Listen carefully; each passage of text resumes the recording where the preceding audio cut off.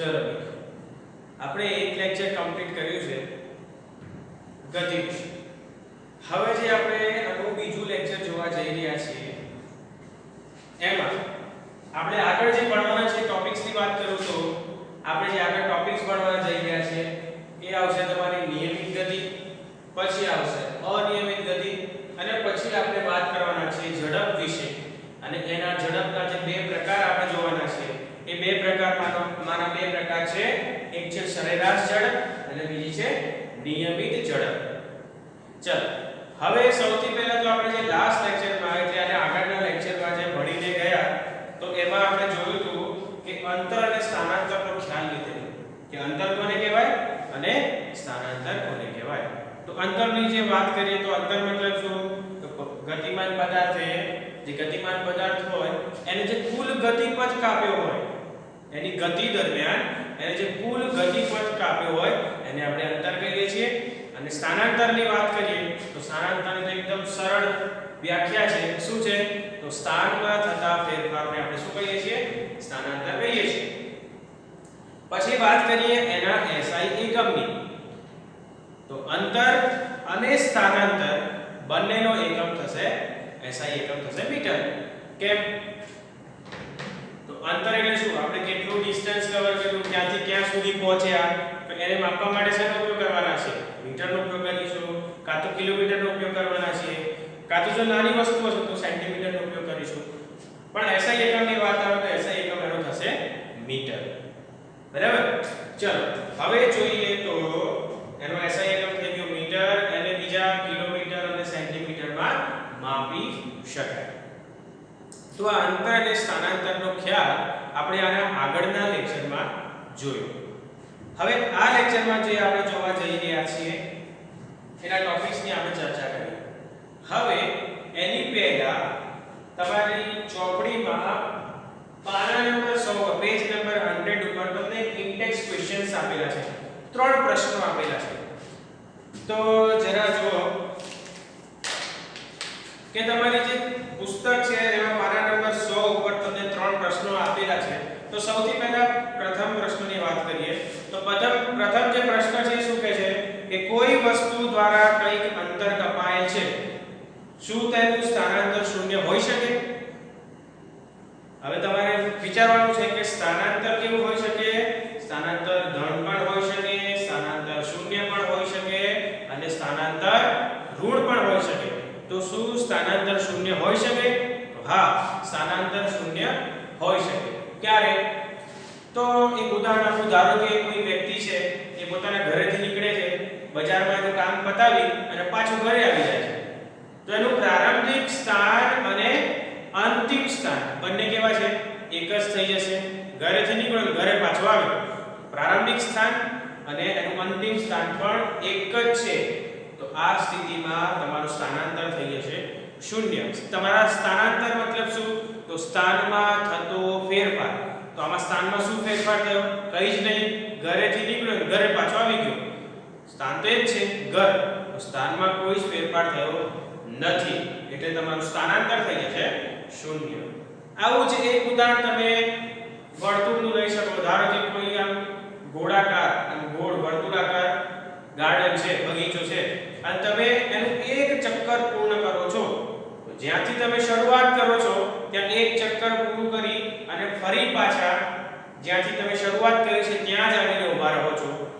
તો બોલો તમારા સ્થાનમાં શું ફેરફાર થયો? કંઈ જ નહીં. જ્યાંથી શરૂઆત કરી હતી ફરી પાછા ત્યાં જ આવી ગયા. તો અંતિમ બિંદુ એટલે કે અંતિમ સ્થાન અને પ્રારંભિક બિંદુ એટલે કે પ્રારંભિક સ્થાન બંને એક જ છે. તો સ્થાનમાં કોઈ ફેરફાર થયો નહીં એટલે સ્થાનાંતર થઈ ગયું તમારું શૂન્ય. તો હા, શૂન્ય હોઈ શકે. જો હા તો આનું ઉત્તરમાં તમારે ઉદાહરણ આપવાનું છે. મેં તમને 2 ઉદાહરણ આપ્યા છે. તમને જે અનુકૂળ આવે તમે લખી શકો છો. તમારે મૌલિક રીતે પણ તમે ઉદાહરણ બનાવીને લખી શકો છો. ચલો બીજો પ્રશ્ન છે ખેડૂત વાળો. એ ખેડૂત વાળો મેં અહીંયા પ્રશ્ન લખી દીધો છે. આપણે એની ગણતરી કરવા જઈ રહ્યા છીએ. પણ પહેલા જે ત્રીજો પ્રશ્ન છે એની ચર્ચા કરી લઈએ.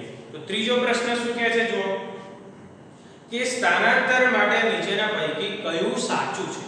ચલો સૌથી પહેલું જોઈએ, તે શૂન્ય હોઈ શકે નહીં. આ તો ખોટું છે. સ્થાનાંતર શૂન્ય હોઈ શકે, સ્થાનાંતર ધન પણ હોઈ શકે અને સ્થાનાંતર ઋણ પણ હોઈ શકે. તો અહીંયા લખ્યું છે સ્થાનાંતર શૂન્ય હોઈ શકે નહીં. તો આ વસ્તુ ખોટી છે. ચલો બીજું જોઈએ. શું કહે છે? તેનું મૂલ્ય વસ્તુ દ્વારા કપાયેલ અંતર કરતાં વધુ હોય છે. સાવ ખોટી વાત. કેમ? કેમ કે સ્થાનાંતરનું મૂલ્ય કેટલું હોય? કાં તો પદાર્થે કાપેલું ગતિપથ એટલે કે એના અંતર જેટલું અથવા તો એના અંતરથી ઓછું હોય છે, અંતરથી વધી શકે નહીં. તો તમારું જે બીજું છે એ પણ તમને શું આપેલું છે? ખોટું આપેલું છે. તો બંને A અને B બંને ખોટા છે. બરાબર? ચલો હવે જે તમારી ચોપડીમાં જે બીજો પ્રશ્ન તમને આપેલો છે એની ગણતરીની શરૂઆત કરીએ. તો તમને અહીંયા બીજો પ્રશ્ન આપેલો છે. જો શું કહે છે? એક ખેડૂત 10 મીટર લંબાઈના એક ચોરસ ખેતરની ધારે ધારે 40 સેકન્ડમાં એક ચક્કર પૂર્ણ કરે છે. અહીંયા જો આ ખેતર છે. તો આ ખેતરને મેં નામ આપી દીધું છે કે ધારો કે આ જે ખેતર છે એ છે A B C D ચોરસ છે. એના ચાર ખૂણા પડ્યા છે. તો ત્યાં ખૂણા ઉપર મેં નામ આપી દીધું A B C D. ખેડૂત શું કરે છે? તો ખેડૂત A બિંદુથી એના ગતિની શરૂઆત કરે છે. અહીંથી શરૂઆત કરશે, B સુધી પહોંચશે, B થી C સુધી પહોંચશે, C થી D સુધી પહોંચશે અને પાછો D થી A સુધી પહોંચશે. આ દરમિયાન આને એક ચક્કર પૂર્ણ કર્યું. બરાબર? તો આને એક ચક્કર પૂર્ણ કર્યું તો 40 સેકન્ડ થયો. એનો સમય કેટલો લાગ્યો? તો આનો સમય લાગે છે 40 સેકન્ડ. તો આનું એક ચક્કર પૂર્ણ થયું એનો મતલબ શું થયો? ત્યારે કેટલા મીટર અંતર કાપ્યું હશે? તો એક ચક્કર પૂરું કરે એટલે હું એમ કહી શકું ચોરસની પરિમિતિ જેટલું. હા, કેમ કે ચોરસ છે એની પરિમિતિ એટલે શું? આ ખેતરની ધારે ધારે ફરશે. તો ચાલો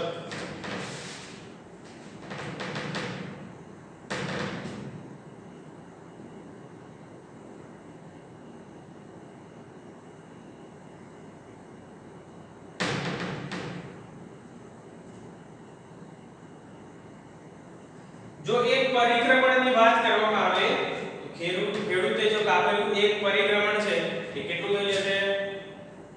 બરાબર ચોરસની પરિમિતિ જેટલું.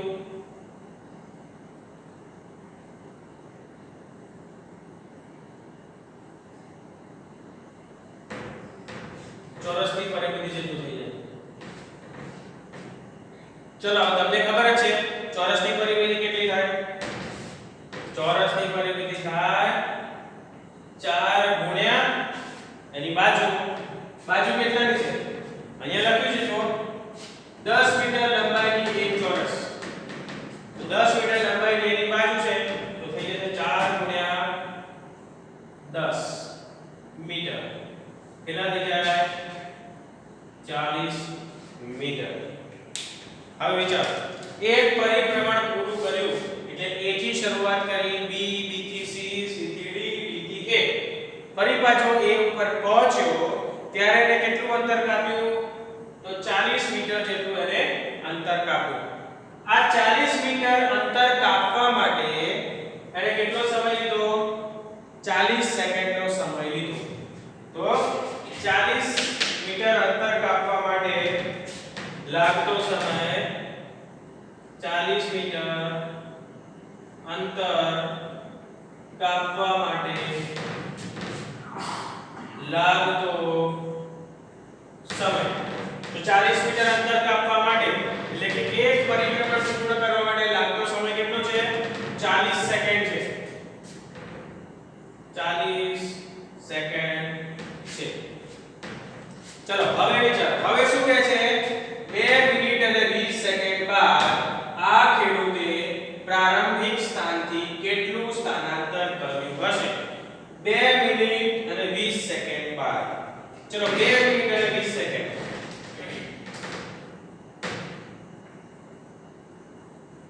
2 મિનિટ અને 20 સેકન્ડ એટલે કે આને કેટલા કરી લખી શકીએ આપણે? 2 મિનિટ અને 20 સેકન્ડ ને કેટલા લખી શકીએ? 1 મિનિટ એટલે થાય 60 સેકન્ડ. તો 2 મિનિટ એટલે કેટલા થાય? 60 * 120 સેકન્ડ અને બીજી ઉપર 20 સેકન્ડ. એટલે 2 મિનિટ અને 20 સેકન્ડ એ થઈ જશે 140 સેકન્ડ. અહીંયા પ્રશ્ન એવો પૂછ્યો છે કે 140 સેકન્ડ બાદ ખેડૂતે કરેલું સ્થાનાંતર. તો હવે આપણે એમ વિચારવું છે કે સૌથી પહેલા તો આપણે એ શોધવું પડે કે 140 સેકન્ડ બાદ એ ખેડૂત હશે એ ક્યાં હશે. ચલો પ્રારંભિક સ્થાન તો આપણને ખબર છે કે પ્રારંભિક સ્થાન તો છે A પર. તો હવે 140 સેકન્ડ બાદ ખેડૂત ક્યાં હશે એ તમારે શોધવાનું છે. હવે આ જો 40 મીટર કાપવા માટે એને 40 સેકન્ડ લીધું. હવે એનું ઊંધું કહું ચાલે કે એને 40 સેકન્ડમાં 40 મીટર અંતર કાપ્યું. તો હવે 140 સેકન્ડમાં કેટલું અંતર કાપશે? તો 140 સેકન્ડમાં જો 40 સેકન્ડમાં 40 મીટર, તો 140 સેકન્ડમાં કેટલું અંતર કાપશે? તો 140 સેકન્ડમાં 140 મીટર અંતર કાપશે. એટલે 2 મિનિટ અને 20 સેકન્ડ એટલે કે 140 સેકન્ડ બાદ એને 140 મીટર જેટલું અંતર કાપ્યું હશે. હવે તમે વિચારો કે 40 મીટરમાં એને એક પરિક્રમણ પૂર્ણ કર્યું. તો 140 મીટરમાં કેટલું પરિક્રમણ કરશે? એટલે આપણને એનું સ્થાન ખબર પડી જાય. તો ચલો જોઈએ કે 40 મીટર બરાબર 1 પરિક્રમણ. 40 મીટર બરાબર 1 પરિક્રમણ. તો 140 માં કેટલું થાય? તો 140 મીટર બરાબર થાય 140 ભાગ્યા 40. ચલો 0 ઉડી ગયું. હવે 14 ને 4 વડે ભાગો તો શું થાય? 4 તરી 12 2 વધ્યા પોઈન્ટ મૂકો 4 5 20 એટલે 3.5 પરિક્રમણ.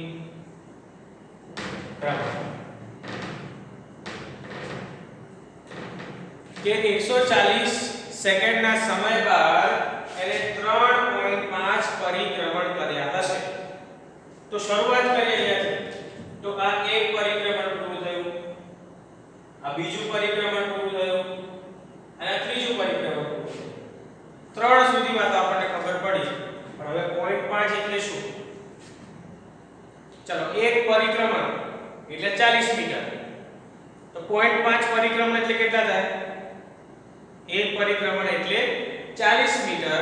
તો 0.5 એટલે કે અડધું પરિક્રમણ કેટલો થાય? તો 20 મીટર થાય.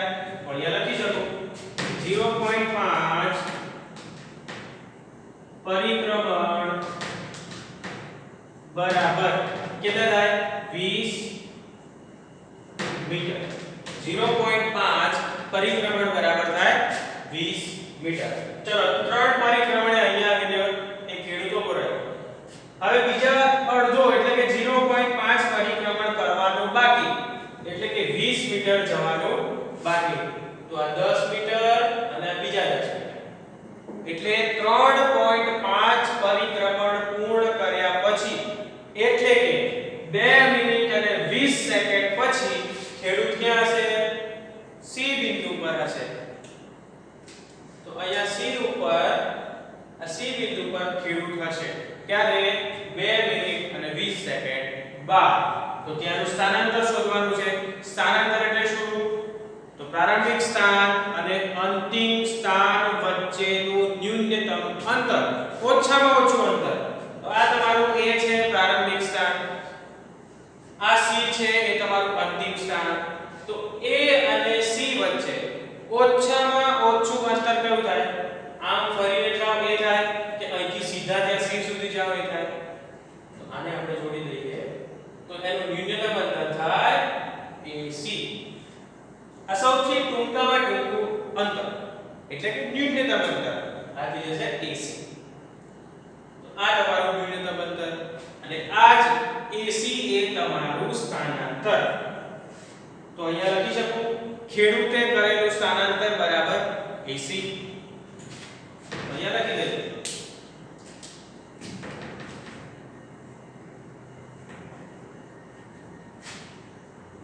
ખેડૂતે કરેલ સ્થાનાંતર, ખેડૂતે કરેલ સ્થાનાંતર કેટલું થાય?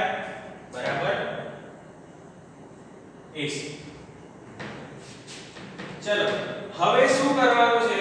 તો હવે આપણે આ 80 ની કિંમત શોધવાની છે. તો ખેડૂતે જે સ્થાનાંતર કર્યું 2 મિનિટ અને 20 સેકન્ડ બાદ, તો આ સ્થાનાંતરમાં મૂલ્ય આપણને મળશે 80 નું. તો હવે એવું કંઈક કરવાનું છે કે આપણને 80 ની કિંમત મળી જાય. ચલો હવે તમે શીખ્યા હશો કે આ ચોરસ છે, એટલે ચોરસના જે દરેક ખૂણાઓ બનશે કેવા બનશે? કાટખૂણા બનશે. બરાબર? તો ચોરસના ખૂણાઓ બધા કાટખૂણા બનશે. તો શું કરીએ? તમને કોઈ યાદ આવે છે પ્રમેય? તો તમે શીખ્યા છો કે જ્યારે એક ખૂણો કાટખૂણો હોય તો ત્રિકોણ ABC માં આપણે પાયથાગોરસનો પ્રમેય લગાવી શકીએ. ચલો આપણે પાયથાગોરસનો પ્રમેય લગાવીએ. ચલો હું રફ કરી દઉં છું. તમારી ચોપડીમાં તો આપેલું છે.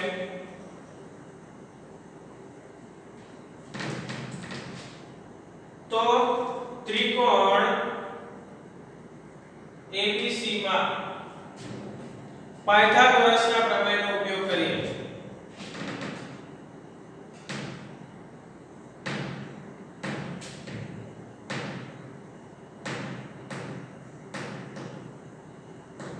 ચલો શું થાય પાયથાગોરસનો પ્રમેય? તો AC નો વર્ગ. પાયથાગોરસનો પ્રમેય શું કહે છે? કર્ણનો વર્ગ એ બાકીની બે બાજુઓના વર્ગના સરવાળા જેટલો થશે. તો કર્ણનો વર્ગ એટલે કે AC નો વર્ગ કેટલો થાય? બાકીની બે બાજુ AB નો વર્ગ વત્તા BC નો વર્ગ. ચલો AB કેટલા છે? 10. BC કેટલા છે? 10. 10 નો વર્ગ વત્તા 10 નો વર્ગ કેટલો થાય? 100 વત્તા 100 200. તો આ જે મૂલ્ય આવ્યું 200 એ તો AC ના વર્ગનું મૂલ્ય આવ્યું. કોનું મૂલ્ય આવ્યું? AC ના વર્ગનું. આપણે તો AC જોઈએ છે ને, AC નો વર્ગ ન જોયો. તો ખેડૂતે કરેલું સ્થાનાંતર AC છે, AC નો વર્ગ નથી. તો આ વર્ગને શું કરીએ? બરાબરની આ બાજુ લઈ જઈએ. વર્ગ જ્યારે બરાબરની આ બાજુ જાય ત્યારે થઈ જાય વર્ગમૂળ. તો AC બરાબર વર્ગમૂળમાં 200. હવે આ વર્ગમૂળમાં 200 છે, કેવી રીતે કરીશું? તો તમારે શોધવાનું છે કે કઈ એવી પૂર્ણવર્ગ સંખ્યા છે? તો 100. તો આને બે ભાગમાં લખી દઈએ. 2 ગુણ્યા 100. ચલો 2 નું વર્ગમૂળ તો ખબર નથી, પણ 100 નું વર્ગમૂળ ખબર છે. 100 નું વર્ગમૂળ શું થાય? 100 નું વર્ગમૂળ થાય 10. 2 નું વર્ગમૂળ ખબર નથી તો કઈ નહીં, અને એમને એમ રાખો 10√2. ચલો હવે એકમ. ખાસ વસ્તુ યાદ રાખવાની છે, જ્યારે પણ આ વિજ્ઞાનમાં આપણે દાખલા ગણીએ ત્યારે એની પાછળ એકમ હોવો જરૂરી છે. AC તો આ શું આવ્યું? સ્થાનાંતર. તો મિત્રો યાદ કરો, સ્થાનાંતરનો SI એકમ. આ બધી જ વસ્તુ આપણે શેમાં લીધી છે? મીટરમાં લીધી છે. જો અંતર હંમેશા શેમાં માપ્યું છે? મીટરમાં માપ્યું છે. તો આ AC પણ શું છે? AC પણ એ છે, અંતર જ છે. તો અંતરને આપણે શેમાં લખીશું? મીટરમાં લખીશું. તો શું આવ્યું? ખેડૂતે કરેલ સ્થાનાંતર બરાબર AC. તો AC ની કિંમત આવી 10√2. તો તમે લખી શકો આમ 2 મિનિટ અને 20 સેકન્ડ બાદ ખેડૂતે કરેલું સ્થાનાંતર 10√2 મીટર હશે. તો ચલો મિત્રો, તમારે શું કરવાનું છે? તો આ જે લખ્યું છે એને ઉતારી દેવાનું છે. આ તમારા નોટમાં ઉતારી લેવાનું છે. ચલો તો આનો આગળનો દાખલો જે આપણે લખ્યો હતો તમે લખી લીધો હશે. હવે વાત કરવા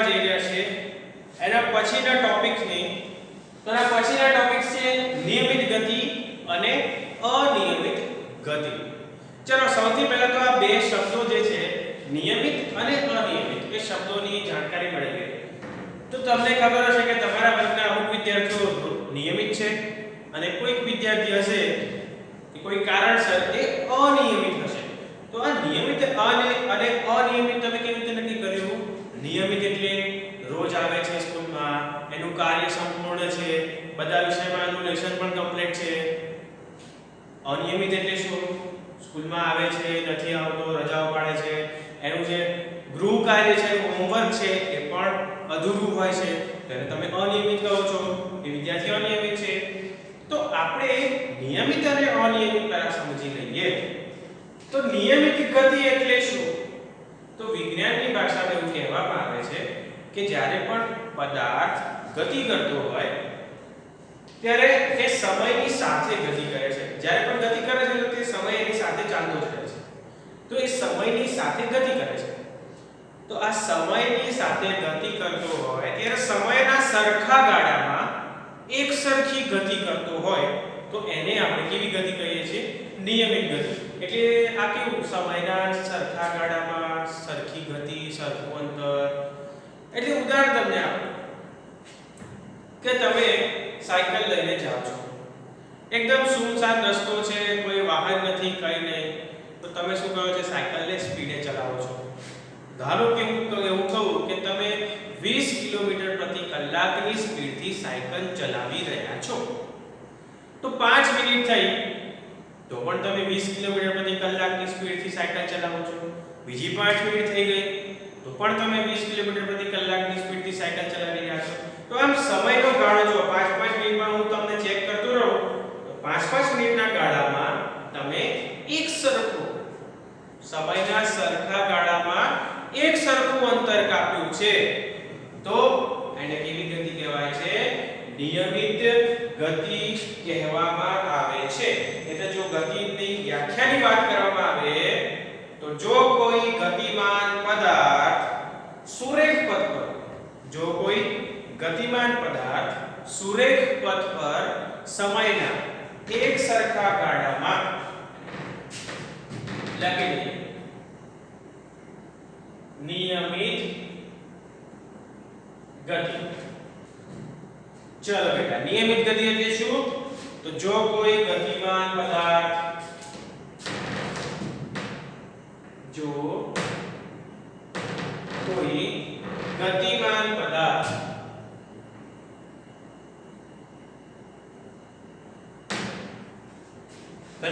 શું કરે છે? સમયના એક સરખા ગાળામાં સુરેખ પથ પર લઈ લે. જો કોઈ ગતિમાન પદાર્થ સુરેખ પથ પર સમયના એક સરખા ગાળામાં એક સરખું અંતર કાપતો હોય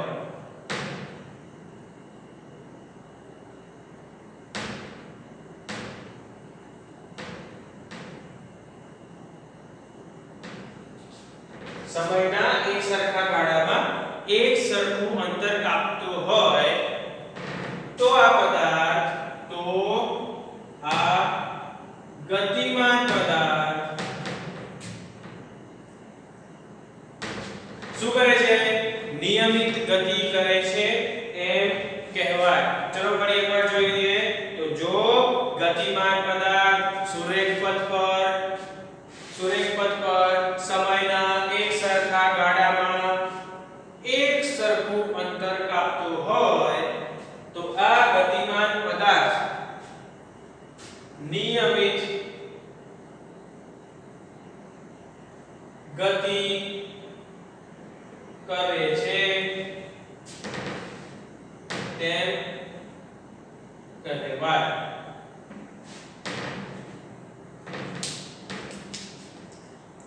ફરી જો કોઈ ગતિમાન પદાર્થ સુરેખ પથ પર શું કરે છે?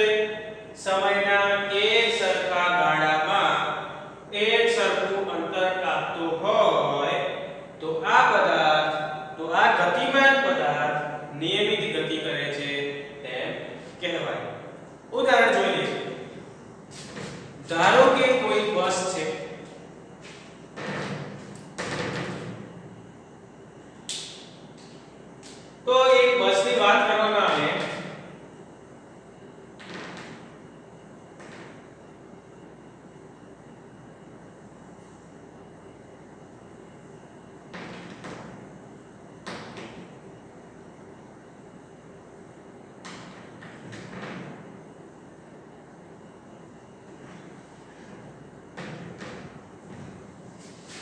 સમય અને અંતર. તો ધારો કે કોઈ બસની વાત કરીએ તો આ જે બસ છે એ શું કરે છે તો 5 મિનિટમાં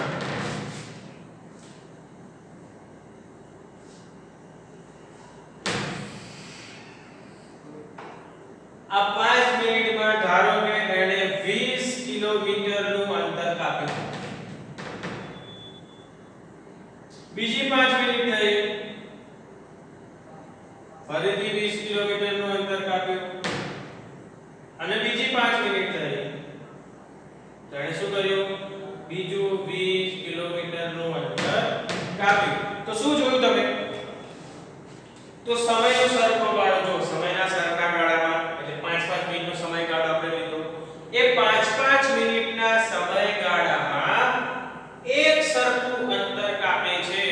5 મિનિટમાં 20 કિલોમીટર 5 મિનિટમાં 20 કિલોમીટર 5 મિનિટમાં 20 કિલોમીટર સમયના સરખા ગાળામાં એક સરખું અંતર કાપતો હોય તો આ જે ગતિમાન પદાર્થ છે આ ગતિમાન પદાર્થ એ નિયમિત ગતિ કરે છે તેમ કહેવાય. ચલો નિયમિત ગતિ આવડી જશે અનિયમિત ગતિ પણ આવડી જશે. તો ચલો વાત કરીએ અનિયમિત ગતિની. તમારે શું કરવાનું છે આ લખવાનું છે અને આમાં જ આપણે અનિયમિત ગતિ જોવાના છે. તો આ નિયમિત ગતિ જોઈ લો તમે. નિયમિત ગતિ શું છે તો આ નિયમિત ગતિ છે જો કોઈ ગતિમાન પદાર્થ સુરેખ પથ પર સમયના એક સરખા ગાળામાં એક સરખું અંતર કાપતો હોય તો આ ગતિમાન પદાર્થને નિયમિત ગતિ કરે છે તેમ કહેવાય. ચલો હવે આમાં જ જુઓ આપણે આમાં જ અનિયમિત ગતિ કેવી રીતે સમજીએ છીએ. ચલો હવે તો તમને ખબર પડી ગઈ છે. અનિયમિત ગતિ જો કોઈ ગતિમાન પદાર્થ એ જ નિયમિત ગતિના જેવું છે સુરેખ પથ પર સમયના એક સરખા ગાળામાં એક સરખું અંતર કાપતો ન હોય કાપતો હોય તો નિયમિત ગતિ કાપતો ન હોય તો આ ગતિમાન પદાર્થ અનિયમિત ગતિ કરે છે તેમ કહેવાય. એકદમ સરળ છે. નિયમિત ગતિમાં શું કરે છે સમયના સરખા ગાળામાં સરખું અંતર કાપે છે. અનિયમિત ગતિમાં શું કરે છે તો સમયના સરખા ગાળામાં સરખું અંતર કાપતો નથી. ચલો તો આ 20 કિલોમીટર છે તો સમયનો ગાળો તો સરખો જ છે પણ હવે એ બસ જે હાઈવે પર જતી હતી એ 5 મિનિટમાં 20 કિલોમીટર અંતર કાપી હતી. પણ વિચારો કે કોઈ બજારવાળા કે એવા ભીડભાડવાળા રસ્તા ઉપર પહોંચી જાય છે ત્યાંથી પસાર થાય છે તો જરૂરી નથી કે એને એટલી સ્પીડ એટલો રસ્તો પડી રહે. એને બ્રેક લગાવવી પડે પાછળ એક્સેલેટર આપવું પડે ફરી પાછી બ્રેક લગાવવી પડે. તો પહેલી 5 મિનિટમાં એ ધારો કે 10 કિલોમીટરનું અંતર કાપે છે પછી એને સરસ રસ્તો મળી જાય છે તો બીજી 5 મિનિટમાં 30 કિલોમીટરનું અંતર કાપી લે છે. પણ પાછું ભીડભાડવાળા રસ્તામાં પહોંચી જાય છે ફરી પાછું 5 મિનિટમાં એ ખાલી 5 કિલોમીટરનું અંતર કાપી શકે છે. તો સમયનો તો ગાળો એક સરખો જ છે 5 મિનિટ 5 મિનિટ 5 મિનિટ પણ એ 5 મિનિટમાં એ એક સરખું અંતર કાપતો નથી. તો આને કહેવાય અનિયમિત ગતિ. બરાબર. તો નિયમિત ગતિ અને અનિયમિત ગતિ આ બંને આપણે જોયા છે. હવે જે આપણે જોવા જઈ રહ્યા છીએ એ છે ઝડપ. તો આ તમારે નોંધી લેવાનું છે નિયમિત અને અનિયમિત બંને. ચલો નિયમિત અને અનિયમિત ગતિ જોયા પછી આપણે જે હવે આગળનો ટોપિક જોવાના છીએ એ ટોપિક છે ઝડપ એટલે કે ગતિનો દર. હવે જે ગતિ છે એને સમયની સાથે આપણે જોઈએ તો એને શું કહેવાય તો ઝડપ એટલે ગતિનો દર. તમારી ચોપડીમાં પણ આપ્યું છે કે ગતિનો દર એટલે ઝડપ. તો એની વ્યાખ્યા જોઈએ તો સૌપ્રથમ આવે છે વ્યાખ્યા કેવી રીતે કરવાની છે ગતિમાન પદાર્થે એકમ સમયમાં કાપેલા અંતરને પદાર્થની ઝડપ કહેવામાં આવે છે ગતિનો દર એટલે કે સમયની સાથે ગતિ તો સમયની સાથે શું કરે છે ગતિમાન પદાર્થ શું કરે છે અંતર કાપે છે તો એનું જે અંતર છે એને આપણે સમયની સાથે કેટલું અંતર કાપે છે એની જો ગણતરી કરવામાં આવે તો એને આપણે ઝડપ કહીએ છીએ જેમ કે ગતિ ફરીથી એકવાર કહી દઈએ ગતિમાન પદાર્થે એકમ સમયમાં કાપેલા અંતરને શું કહેવામાં આવે છે પદાર્થની ઝડપ કહેવામાં આવે છે હવે નથી કહેતા હું 5 મિનિટમાં 80 ની સ્પીડે સ્કૂલમાં આવી ગયો તો આ સ્પીડ એટલે કે શું ઝડપ તો આ જે ઝડપ છે એ જોવાની છે ચલો હવે સૂત્રની વાત કરવામાં આવે તો સૂત્ર શું છે તો શું કીધું એકમ સમયમાં સમયની સાથે લેવું કાપેલું અંતર એટલે કે ઝડપ જેને આપણે v વડે દર્શાવીએ છીએ ઝડપ v બરાબર શું થાય પદાર્થે કાપેલું અંતરને આપણે કહીએ છીએ s યાદ રાખવું અંતરને શું કહીએ છીએ આપણે s વડે દર્શાવીએ છીએ ઝડપને v વડે દર્શાવીએ છીએ અને સમયને t વડે દર્શાવીએ છીએ એકમ સમયમાં કાપેલું અંતર એટલે કે પદાર્થે કાપેલું અંતર ભાગ્યા આ જે અંતર એને કાપ્યું આ અંતર કાપવા માટે લાગતો સમય તો તે અંતર કાપવા માટે લાગતો સમય ફરી એકવાર ઝડપ કોને કહેવાય ઝડપ v બરાબર શું થાય પદાર્થે કાપેલું અંતર ભાગ્યા તે અંતર કાપવા માટે લાગતો સમય તો એને ઝડપ કહેવામાં આવે છે પછી આગળ ઝડપની વ્યાખ્યા જોઈ લીધી ઝડપનું સૂત્ર પણ જોયું હવે જોઈએ શું કહે છે ઝડપનો એકમ શું થાય તો જ્યારે ઝડપના એકમની વાત કરવામાં આવે તો અહીંયા જો અંતરનો એકમ શું થાય તો અંતરનો એકમ થાય મીટર ભાગ્યા સમયનો એકમ શું થાય સમયનો એકમ થાય સેકન્ડ તો સૂત્ર પરથી પણ આપણે એનો એકમ બનાવી શકીએ તો ઝડપ છે ઝડપ v બરાબર શું થાય અંતર ભાગ્યા સમય અંતરનો એકમ થાય મીટર સમયનો એકમ થાય સેકન્ડ તો અંતર ભાગ્યા સમય મીટર ભાગ્યા સેકન્ડ ઝડપનો એકમ શું થઈ જશે મીટર પ્રતિ સેકન્ડ તો ઝડપનો એકમ થઈ જશે SI એકમ મીટર પ્રતિ સેકન્ડ જો ઝડપના મોટા અને નાના એકમોમાં જોવા જઈએ તો ઝડપના મોટા જે એકમો છે એમાં છે કિલોમીટર પ્રતિ કલાક જે જનરલી આપણે યુઝ કરીએ છીએ એટલે કિલોમીટર પ્રતિ કલાક કે આટલા કિલોમીટર મેં આટલા કલાકમાં કવર કર્યા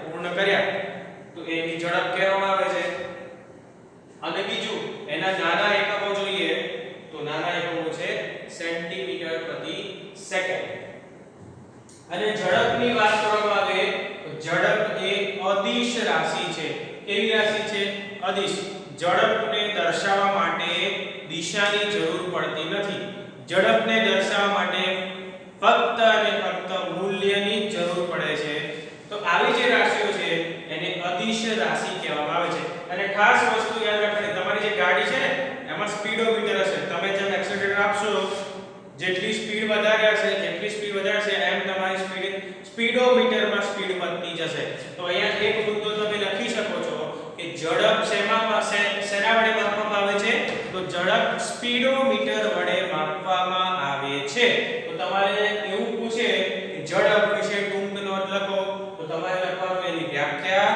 શું થાય ગતિમાન પદાર્થ છે એકમ સમયમાં કાપેલું અંતર પદાર્થની ઝડપ કહેવામાં આવે છે પછી લખવાનું સૂત્ર ઝડપ બરાબર પદાર્થને કાપેલું અંતર ભાગ્યા તે માટે લાગતો સમય પછી શું લખવાનું એનું એકમ શું થાય ઝડપનો એકમ મીટર પ્રતિ સેકન્ડ થાય SI એકમ અને બીજા એકમો થાય કિલોમીટર પ્રતિ કલાક સેન્ટીમીટર પ્રતિ સેકન્ડ પછી ઝડપ એ કેવી રાશિ છે ઝડપ એ અદિશ રાશિ છે અને બીજું તમે લખી શકો કે ઝડપ શેમાં માપી શકીએ આપણે શેના વડે માપી શકીએ તો ઝડપ એ સ્પીડોમીટર વડે માપી શકીએ આ ટૂંકનો તમારે લખવાની છે. ચલો હવે આજના લેક્ચરના છેલ્લા ટોપિક પર આપણે જઈ રહ્યા છીએ. એ ટોપિક છે સરેરાશ ઝડપ અને નિયમિત ઝડપ. આ બંને વચ્ચે તફાવત નથી. સરેરાશ ઝડપ અલગ છે અને નિયમિત ઝડપ અલગ છે. અમે તફાવત સ્વરૂપે લખ્યું નથી. ચલો સૌથી પહેલા સમજીએ સરેરાશ ઝડપ એટલે શું. ઝડપ ખબર પડી ગઈ એટલે સરેરાશ ઝડપની જ્યારે વાત કરવામાં આવે છે ત્યારે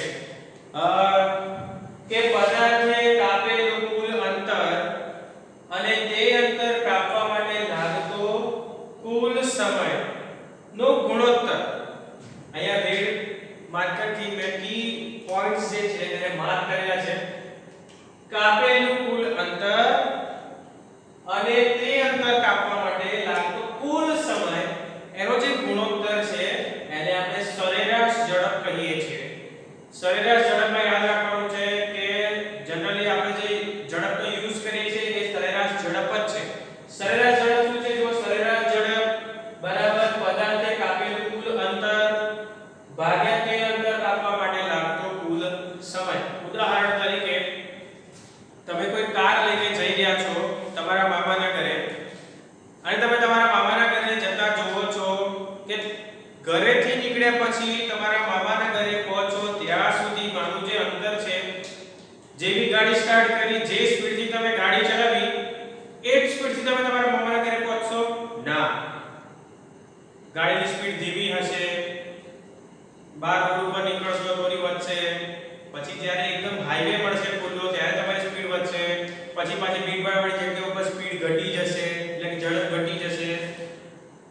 તો ઘરેથી નીકળ્યા અને ત્યાં પહોંચ્યા ત્યાં સુધીમાં વચ્ચે સ્પીડ વધે એટલે ઝડપ વધે છે, ઝડપ ઘટે પણ છે. તો આ જે વધઘટ થાય છે તો એમાં તમારે અંદાજ કેવી રીતે લગાવવાનો? તો એના માટે આ સરેરાશ ઝડપ જે છે એને ગણવામાં આવે છે. સરેરાશ ઝડપ એટલે શું? તો કાપેલું કુલ અંતર ભાગ્યા આ અંતર કાપવા માટે લાગતો કુલ સમય. ચલો સૂત્ર થઈ જશે સરેરાશ ઝડપ બરાબર કાપેલું કુલ અંતર ભાગ્યા તે અંતર કાપવા માટે લાગતો સમય.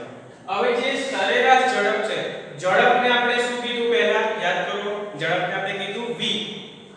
સરેરાશ ઝડપ એટલે કે એવરેજ સ્પીડ.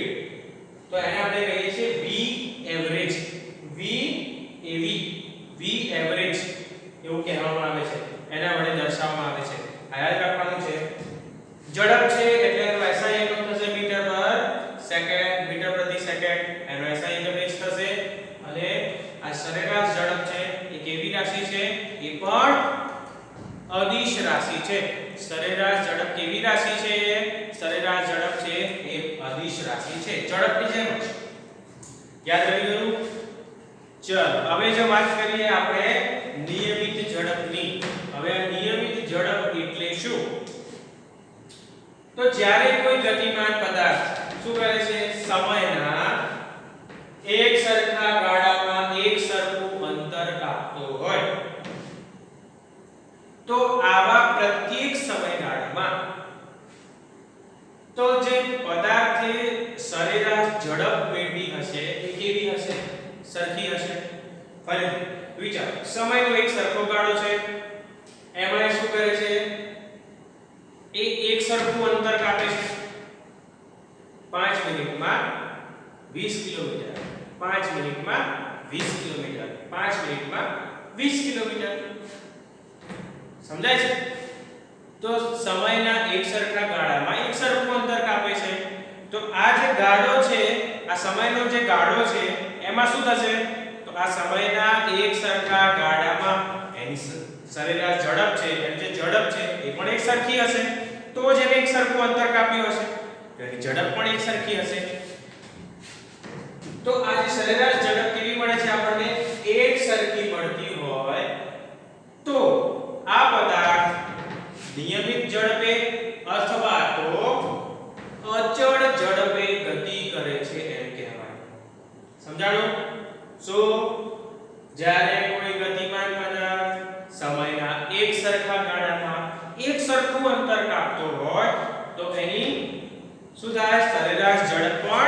સરખી થઈ જાય તો આવી પ્રકારની જે ગતિ છે, આવા પ્રકારની જે ઝડપ છે એને આપણે નિયમિત ઝડપ અથવા તો અચળ ઝડપ કહીએ છીએ, અથવા તો અચળ ઝડપે ગતિ કરે છે એવું કહેવામાં આવે છે.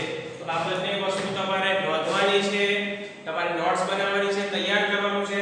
અને આ જે સરેરાશ અને જે સરેરાશ ઝડપ છે એને લગતા દાખલા આગળ આવશે, ઝડપને લગતા દાખલા આગળ આવવાના છે, અંતર અને સ્થાનાંતરને લગતા દાખલા આગળ આવશે. એ આપણે નેક્સ્ટ ચેપ્ટરમાં ગણવાના છીએ, નેક્સ્ટ લેક્ચરમાં ગણવાના છીએ. ઓકે.